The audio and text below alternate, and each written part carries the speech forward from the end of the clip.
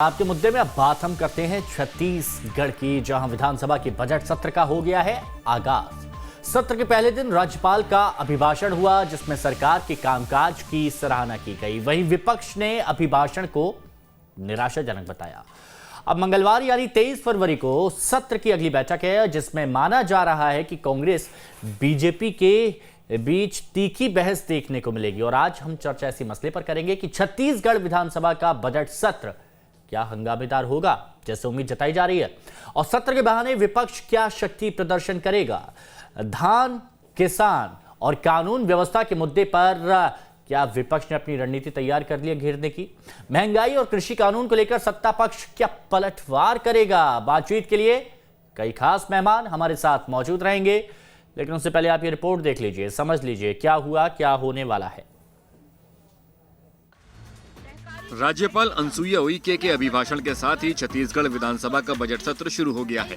26 मार्च तक चलने वाले बजट सत्र में कुल 24 बैठकें होंगी। राज्यपाल ने अपने अभिभाषण के दौरान सरकार की तारीफ की। कोरोना संकट से निपटने के लिए राज्यपाल ने सरकार की सराहना की। मानवता के सामने आए इस ऐतिहासिक संकट से निपटने में आप सबने मेरी सरकार को जो सहयोग दिया, प्रदेश की जनता को राहत दिलाने में जो जमीनी मदद की, उसके लिए मैं आप सबको साधुवाद देती हूं। और प्रदेश कोरोना काल में भी अनेक क्षेत्रों में नई उपलब्धियां हासिल कर सका।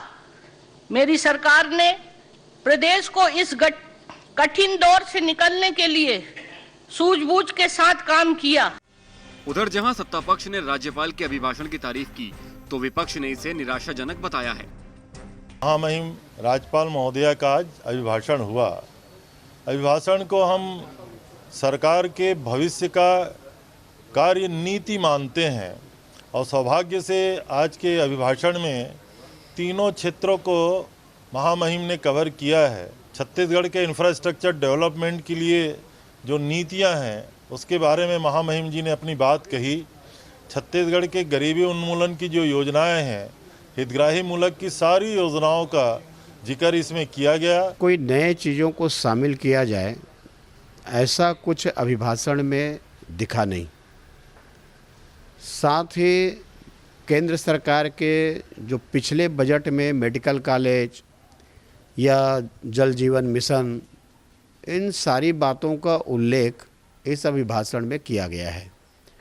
यदि हम उसको देखेंगे कि आने वाले समय में नया उसमें क्या है, तो नया आप ढूंढते रह जाएंगे, नया आपको कुछ मिलेगा नहीं। बजट सत्र शुरू हो गया है। इसी के साथ विपक्ष ने भी सरकार को सदन के अंदर घेरने के लिए कमर कस ली है। बीजेपी ने बजट सत्र को ध्यान में रखते हुए विधायक दल की बैठक बुलाई और उसमें एक हफ्ते की कार्य योजना बनाई गई। एक सप्ताह की कार्य योजना आज भारतीय जनता पार्टी विधायक दल के तरफ से उसकी बनाई गई है। उसमें महत्वपूर्ण स्थगन प्रस्ताव से लेकर के अभी जो सप्लीमेंट्री जो अनुपूरक आएगा, और उसके बाद में महामहिम राज्यपाल के अभिभाषण कृतज्ञता की प्रस्ताव पर जो चर्चा होगी, इन सारे विषयों को लेकर के आज विधायक दल की बैठक में तय किए हैं, जवाबदारी दिए हैं, और जवाबदारी के साथ में सभी विषयों पर चर्चा होगी। विधानसभा का बजट सत्र काफी लंबा चलने वाला है। 1 मार्च को मुख्यमंत्री बजट पेश करेंगे। वहीं विपक्ष स्थगन प्रस्ताव के जरिए सरकार को घेरने की रणनीति बना रहा है। वहीं किसान, धान खरीदी और महिला अपराध के मुद्दे पर सदन में हंगामे के भी आसार हैं। रायपुर से आदित्य नामदेव के साथ टीम न्यूज स्टेट। तो रिपोर्ट आपने देख ली है, समझ गए हैं किस तरह की तैयारियां की गई हैं। अब चलिए कुछ मेहमान हैं, तारुफ आपका करा देते हैं, फिर उनसे सीधे बात करेंगे। शिव अनुराग पटेरिया जी वरिष्ठ पत्रकार हैं, इस चर्चा में हमारे साथ में मौजूद हैं। सच्चिदानंद उपासने जी बीजेपी प्रवक्ता इस चर्चा में हमारे साथ मौजूद हैं, और कुछ ही देर में अभय नारायण राय साहब कांग्रेस प्रवक्ता भी हमारे साथ में जुड़ जाएंगे। सभी का स्वागत है। उपासने जी, कैसी क्या तैयारी की गई है आप लोगों की तरफ से घेरने के लिए?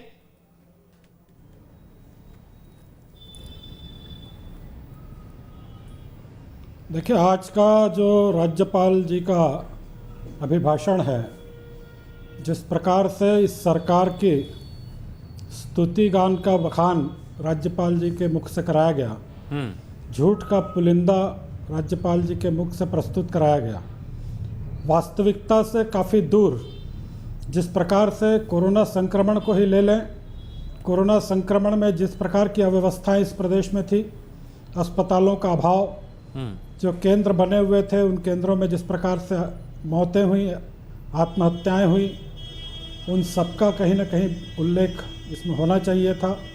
जिस प्रकार से किसानों के नाम पर वाहवाही लूटी गई है, आज भी इस प्रदेश में लाखों किसान, हजारों किसान ऐसे हैं जिनके पास टोकन है लेकिन उनकी धान खरीदी आज तक नहीं हुई है। हजारों किसान ऐसे हैं जिनका पंजीयन आज तक नहीं हुआ, जिसको सरकार ने स्वयं स्वीकार किया है। भ्रष्टाचार के बारे में जो जल जीवन मिशन है उसमें किस प्रकार का भ्रष्टाचार हुआ ये सब जानते हैं कि केंद्र को हस्तक्षेप करना पड़ा। उसके बाद जो है उसमें भ्रष्टाचार का खुलासा इस सरकार ने किया। शराब को लेकर पूरा प्रदेश परेशान है। अवैध शराब प्रदेश में लगातार चल रही है। शराब में भ्रष्टाचार चरम सीमा पर है। सरकार स्वयं उसको उजागर कर रही है, उसका कोई उल्लेख इसमें नहीं है। कानून व्यवस्था बहुत ही जर्जर हो चुकी है। छत्तीसगढ़ का नागरिक अपने आप को, माताएं बहनें अपने आप को असुरक्षित महसूस कर रही हैं। यहाँ के जनप्रतिनिधि अपने आप को असुरक्षित महसूस कर रहे हैं। पत्रकार अपने आप को असुरक्षित महसूस कर रहे हैं। पत्रकारों की यह हालत है कि एक तरफ नक्सली उनको धमकियां दे रहे हैं, दूसरी तरफ कांग्रेस के गुंडे उनको सड़कों पर पीट रहे हैं। वही हाल राजनेताओं की भी इस प्रदेश में हो गई है। पूरा प्रदेश आज एक प्रकार से और भगवान भरोसे छोड़ दिया गया है। उन सब का उल्लेख जो है इस में होना चाहिए था। विकास पूरी तरह से अवरुद्ध है। कर्ज तले प्रदेश डूबता जा रहा है। इन सब बातों को कहीं ना कहीं इससे अछूता रखा गया है। केवल स्तुति गान करके अपनी पीठ थपथपाने का काम इस बजट में महामहिम राज्यपाल जी के माध्यम से इस सरकार ने किया, जो बहुत ही निंदनीय है। अच्छा, आपके जो सवाल है ना उपासना जी, इन सवालों के मैं जवाब लूँगा। राय साहब जब हमारे साथ में जुड़ेंगे, हमेशा थोड़ा देरी से ही जुड़ते हैं राय साहब, लेकिन अपनी बात रख ही देते हैं। तो देखते हैं और कितनी देर से हमारे साथ में यहाँ पर जुड़ेंगे, उनसे बात करेंगे। पटेरिया जी हमारे साथ में जुड़े हुए हैं।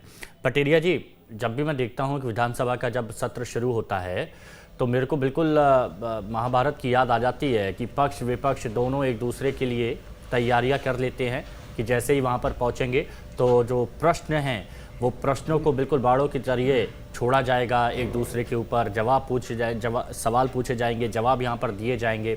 हालांकि एक तरीका वहाँ पर देखा जाता है, कभी कभी हंगामा भी नज़र आ जाता है। लेकिन जो छत्तीसगढ़ में अभी स्थिति है वर्तमान में, उसे आप किस तरह से देखते हैं? क्योंकि अगर यहाँ पर अब बीजेपी सिर्फ 14 सदस्यों के साथ आक्रामक नजर आ रही है पहले के मुकाबले, तो वहीं सत्ता पक्ष भी जवाब देने में पूरी आक्रामकता नजर आ रही है, जो प्लानिंग अभी तक की गई है। तो आप कैसा देखते हैं आने वाला वक्त? देखिए, जब राजनीतिक आधार पर एक लकीर या लाइन खींच के चल जाती है तो संख्या बल कई बार उसमें मायने नहीं रखता है। दरअसल जो जितने जैसे लोग हैं और वो पूरी ताकत के साथ अगर खड़े हों तो अपनी बात कह सकते हैं, क्योंकि सदन में एक मर्यादा के साथ अगर आप बात करेंगे तो आपको रोकने वाला कोई नहीं होता है। एक टैक्टफुल तरीके से आपको आगे बढ़ना पड़ता है। भारतीय जनता पार्टी वो कर रही है। दूसरी सबसे बड़ी बात है कि राजनीतिक दल कोई भी हो, सरकारें कोई भी हो, जो प्रतिपक्ष में बैठा हुआ दल होता है, वो जब बजट सत्र में राज्यपाल का अभिभाषण होता है तो उसके बारे में यही कहता है कि सब सरकार की झूठी तारीफ की जा रही है, सरकार ने गलत तरीके से किया। ये भाजपा और कांग्रेस सब पर लागू होता है। चाहे छत्तीसगढ़ 2003, 8, 13 और 18 के चुनाव हुए, नए 5 सालों के कामकाज शुरू हुए, इनमें जब भी बजट सत्र हुए हर 4-5 बजट सत्र होते ही रहते हैं, तो उनमें आप राज्यपालों के अभिभाषण को देखिएगा तो हमेशा राज्यपाल अपनी सरकार की तारीफ करते हैं। ये उनका नैतिक दायित्व है। कई बार ऐसे आते हैं कि राज्यपाल किसी चीज़ से सहमत नहीं होते हैं तो वो हट भी जाते हैं, लेकिन ऐसे प्रसंग बहुत कम आते हैं। लेकिन प्रतिपक्ष में जो भी होता है, चाहे भाजपा हो या कांग्रेस हो, वो हमेशा सरकार की तारीफ में कही गई, उपलब्धियों में कही गई बातों को या उल्लेखनीय जो संदर्भ उनके बारे में कोई बात कही जाती है तो उसको नकारने की कोशिश करती है। मुझे लगता है लेकिन अगर ये तो कह सकते हैं ना कि अनुसुईया जी तो अपना धर्म निभा रही थी, वो तो अपनी भाषण अपना पढ़ रही थी, लेकिन उसको अब कौशिक जी बता रहे हैं कि आपत्तिजनक, या फिर ये कह रहे हैं कि नहीं भाई ये गलत है बिल्कुल। ये तो अब क्या, वो तो अपना धर्म निभा रही है ना। देखिए, विधानसभाओं में कई ऐसे मौके आए हैं, राज्यपालों ने पढ़ने से इनकार कर दिया और या कुछ लाइनों को पढ़ा और छोड़ दिया। तो वो ताकत, अगर राज्यपाल सहमत नहीं है तो मुझे लगता है वो बाध्य भी नहीं है। ये बाध्यता उनकी है पढ़ने की, लेकिन उसके टालने के भी कई तरीके हैं। दूसरी सबसे बड़ी बात है, सरकारें कुछ अच्छा काम भी तो करती हैं, चाहे बीजेपी की हो, कांग्रेस की हैं, और अगर राज्यपाल उसको एक गुडविल गेस्चर के तौर पर या अपनी सरकार के वक्तव्य के तौर पर बात कहती हैं तो उसमें कुछ भी बुरा नहीं है। लेकिन दिक्कत ये है, जो काम पहले कांग्रेस कर रही थी वो भारतीय जनता पार्टी कर रही है। मुझे लगता है राजनीतिक दलों के नाम, साल, नेता बदल जाते हैं, लेकिन जब भी सरकार के बारे में होता तय होता है, जैसे कोई बजट आएगा तो जो प्रतिपक्ष में है वो 1 लाख खामियां निकालेगा, लेकिन जब वो सत्ता पक्ष में थे तो उसी बजट को वाह वाह बल्ले बल्ले करके करते हैं। सबसे बड़ी दिक्कत ये है कि सच को सच और गलत को गलत कहने की ताकत अगर राजनेताओं में है तो ये एक सच्चा प्रजातांत्रिक आनंद उत्सव मनाया जा सकता है। मतलब ये है कि पक्ष विपक्ष में आ जाता है, विपक्ष पक्ष में आ जाता है, बाकी कुछ नहीं होता है, ज़्यादा कुछ बदलाव नहीं होता, और जो विपक्ष में आ जाता है फिर उसको तो विरोध करना ही है, और वो हम यहाँ पर देख भी रहे हैं। अच्छा, एक बार फिर हम बता देते हैं कि अभय नारायण राय साहब, कांग्रेस प्रवक्ता, हमारे साथ जुड़ेंगे, थोड़ी देरी से जुड़ेंगे। पहले भी ऐसा ही होता रहा है, तो एक बार फिर से वही सारी चीज़। चलिए ठीक है, जब आएंगे तब उनसे इकट्ठे सवाल पूछ लिए जाएंगे। उपासने जी, देखिए एक चीज़ तो आप मानेंगे ना कि आप लोगों के पास धान खरीदी का मुद्दा है, कानून व्यवस्था का मुद्दा है, आपके पास और भी कई मुद्दे हैं जो अभी आपने यहाँ पर बताए, लेकिन इस बार जो सत्ता पक्ष है वो भी बार बार एक चीज़ उठाई जा रही है उनकी तरफ से कि भाई केंद्र से जुड़े कई ऐसे मसले हैं कि फंड की दिक्कतें आ रही हैं, महंगाई इतनी ज़्यादा बढ़ गई है, कृषि कानून इतना ज़्यादा उसको लेकर विरोध हो रहा है। तो इस बार आपको लगता है कि उनके जवाब भी मिलेंगे, तो जवाबों में भी कई तरह के तंज होंगे, कई तरह के सवाल होंगे?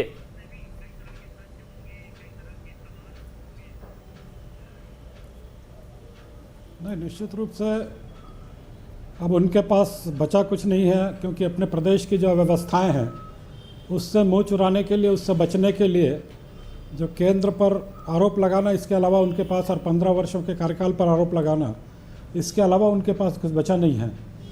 जिस प्रकार से अभी पटेरिया जी कह रहे थे कि खामियां गिनाना विपक्ष की आदत है, ये खामियां नहीं गिना रहे हैं हम विपक्ष की भूमिका अदा कर रहे हैं कि जो वास्तव में धरातल पर आज परिस्थितियां हैं, इस प्रदेश की बहुत गंभीर परिस्थितियां हैं, उन परिस्थितियों का बखान करना कोई खामियां गिनाना नहीं है। ये वास्तव में जनता की आवाज़ बुलंद करने की जो अभिभाषण के दौरान भारतीय जनता पार्टी ने जो रणनीति बनाई है, उस रणनीति में ये जो सारी बातें हैं जो हम आज कह रहे हैं, उन बातों को सप्रमाण हम विधानसभा में हमारे पार्टी की तरफ से रखेंगे और तथ्यों के आधार पर रखेंगे, जनता की आवाज़ के आधार पर रखेंगे।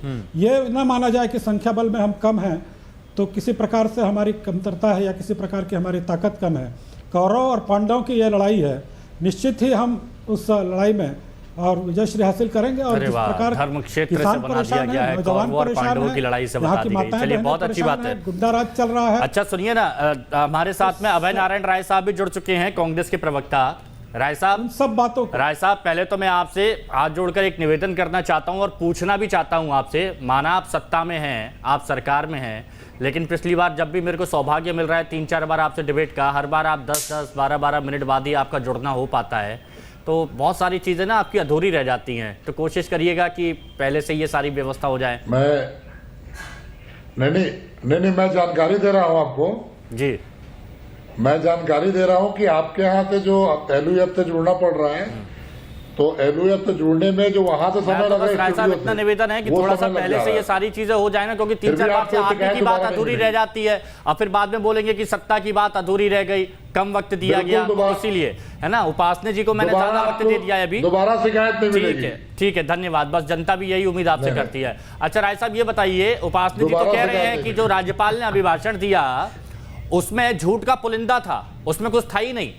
मतलब आपने जो नाकामियां थी, नाकामियों का भी गुणगान किया, अपनी पीठ थपथपाते नजर आए।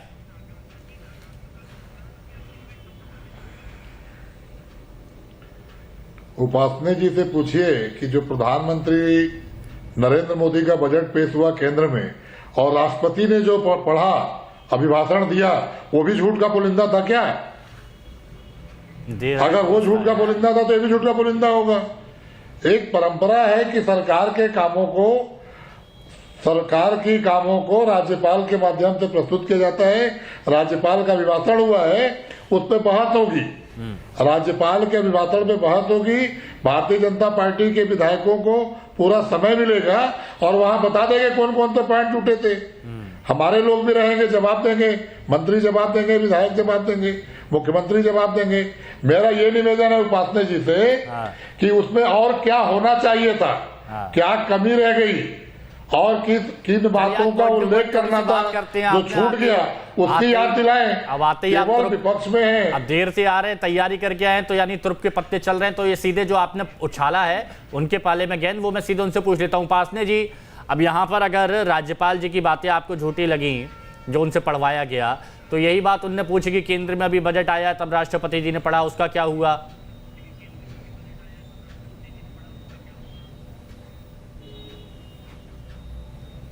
देखिए, अब इस प्रदेश की जो वर्तमान परिस्थितियां हैं उसका कहीं ना कहीं इसमें उल्लेख जरूर किया जाना चाहिए था।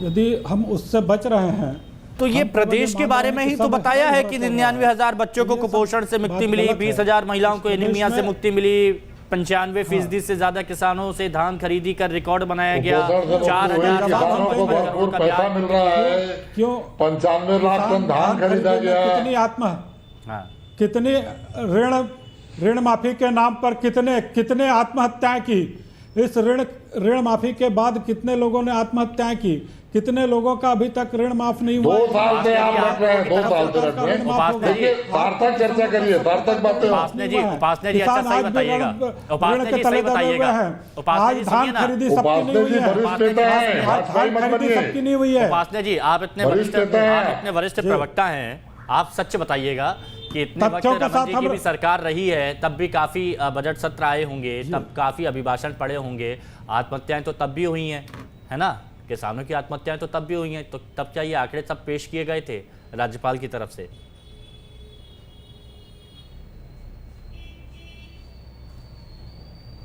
नहीं, राज्यपाल जी के तरफ से राज्यपाल जी को जो आप लिखने दिए हैं, वहाँ उस समय वास्तविकता, उस समय परिस्थितियां ऐसी नहीं थी कि जो 2 साल में इस प्रकार की परिस्थितियां बन गई। वो राज्यपाल का भी भाषण था, ये सारी जिम्मेदारी तो आपको निभानी है, ये सवाल तो आपको पूछने हैं ना। विपक्ष को कहना पड़ेगा, पूछिए सवाल, विपक्ष को कहना पड़ेगा। अब आप पूछिए जितने सवाल आपको। क्या आप राज्यपाल जी के मुख से कम वास्तविकता तो बताते? आप वास्तविकता में का थोड़ा तो बताते आप, ठीक है 100% में 10% तो कम से कम आप ये बताते कि प्रदेश की वर्तमान माली हालत यह है, नौजवानों की हालत है, किसानों की, राज्यपाल जी की बात को थोड़ा सा हटा देते हैं। राय साहब, राज्यपाल जी की बात को थोड़ा सा हटा देते हैं। उपासने जी कह रहे हैं कि हमारे पास धान खरीदी, कानून व्यवस्था इतना बड़ा मुद्दा है कि हम घेर लेंगे, क्योंकि धान खरीदी में अव्यवस्थाएं बहुत हुई, कानून व्यवस्था हम देख ही रहे हैं और इसमें कोई दो राय नहीं है, कानून व्यवस्था ध्वस्त है इस वक्त छत्तीसगढ़ की। तो ये बहुत सारे मुद्दे हैं और ये मुद्दे अब विधानसभा में उठने वाले हैं, वो भी पूरे जोर शोर से।